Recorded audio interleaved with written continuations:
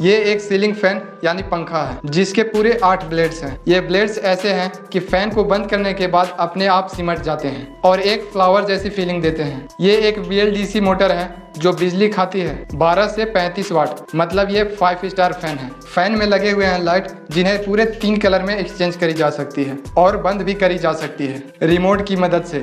और तो और इसमें टाइमर भी लगा सकते हैं रिमोट की मदद से। इसकी खासियत यह है कि इस फैन में समर और विंटर मोड अलग से आते हैं, जो कि विंटर मोड में ये उल्टा घूमता है और हवाओं को ऊपर की ओर खींचता है। इसके ब्लेड्स ना तो एल्युमिनियम के हैं, ना ही फाइबर के और ना ही मेटल के हैं। इसमें PC ब्लेड्स लगाए गए हैं जो कि आपको पहली नज़र में बिल्कुल कांच की तरह दिखेंगे।